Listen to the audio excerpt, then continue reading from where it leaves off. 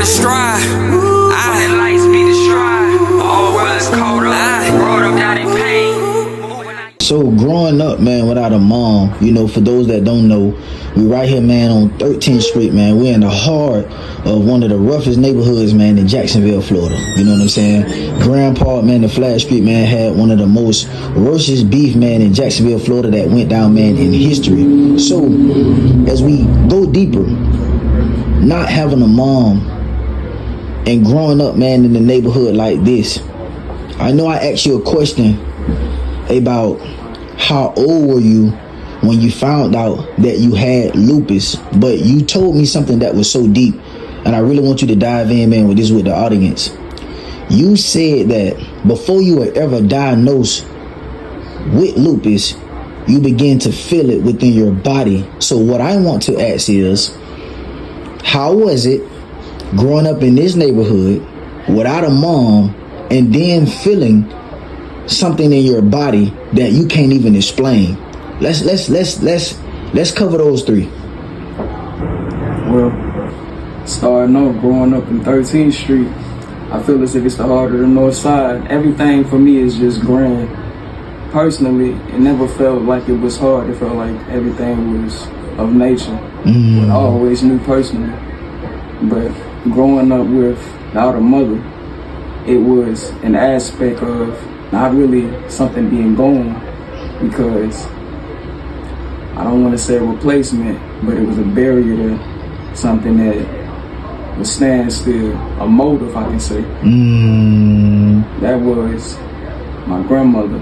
She molded me. That was the mother of my mother. So that's what made a lot of that courageous, where it felt like that loss wasn't there. And that changed in my body over the time, with her having the responsibility of the knowledge and wisdom of knowing that, okay, she knows health. That changed a lot of things for me personally, because overall, I never had health as lost again. It was always there for me. I always went to doctors. I always went to my primaries. I always kept a hold of myself, because that's one thing we don't have as black folks. We don't tend to look to go to our primary, nor look to go see a doctor, because we may be scared. Maybe feel like, okay, some things may not be wrong, but just checking up on yourself and feeling like, okay, let me be there for me. I always had that in a sense, and always an ability. So it was a balance of nature. Growing up here in 13th, having a replacement of a mother, and just carrying on with my health. So those loss tend to be an adjustment, not just a focus of what's going. You always had something. So how old were you when you felt something that was going on in your body that you couldn't explain? I'm gonna say around the age of 13. I'm gonna say around the age of 13, it's just the minor things. Arthritis, changes in the way how I would move, aches, pain, just differences that just made me feel as if I may be dying. Some things that just made me feel as if it's taken away from me. That's what it was then.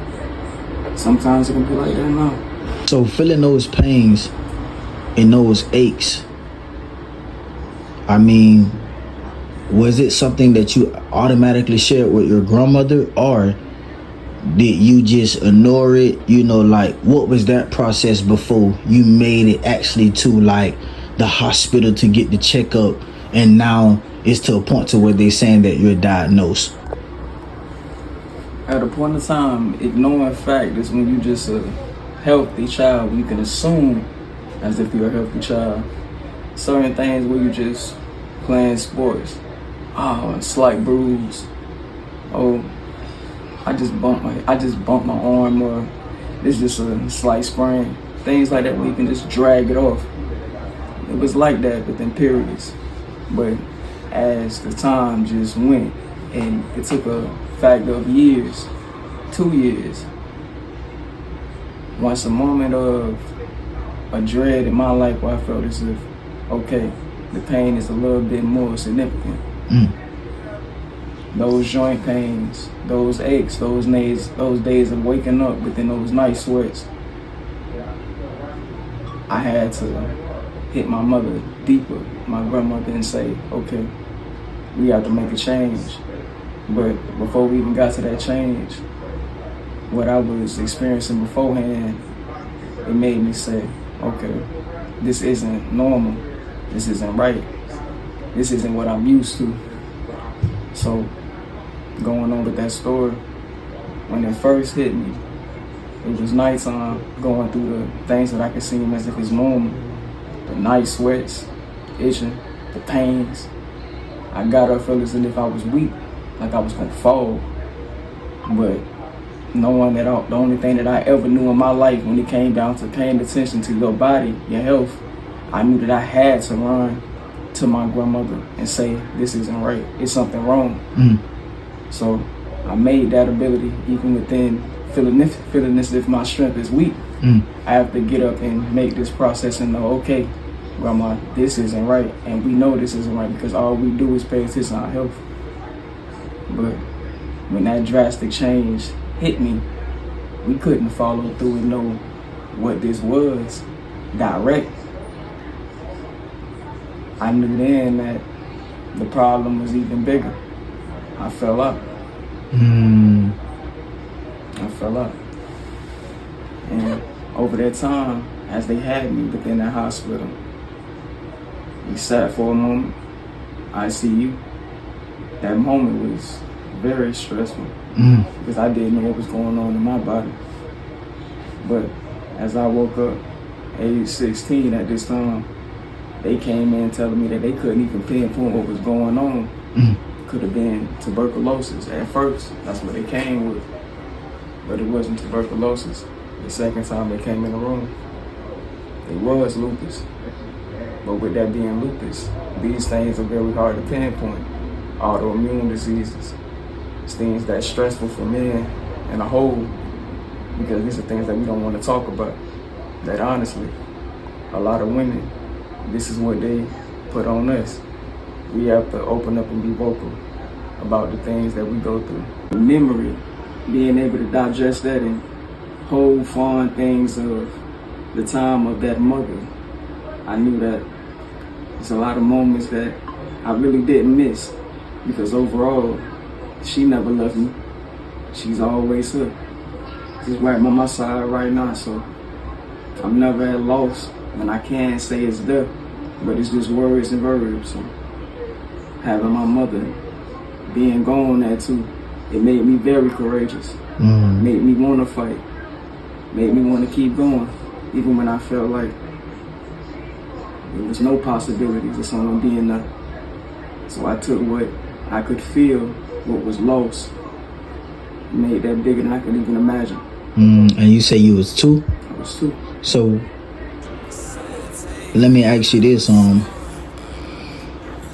knowing that you didn't have a actually full memory of her, because I'm pretty sure at 2 years old, you know, it's really hard to probably remember anything about your mom, you know what I'm saying, holding her, touching her, or kissing her, or anything like that. So right now, only thing that you have are stories from other people, you know, like, let's talk about that, bro. You know what I'm saying? Like, not being able to really not even have a memory. Like, well, let me ask you, do you have any memories?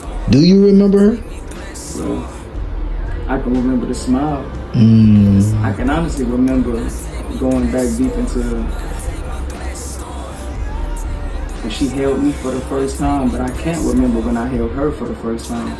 So the strength and nature of me being able to give her a kiss, me wrap my arms around her, I don't have that course, but she had that course with me for the time when she was here.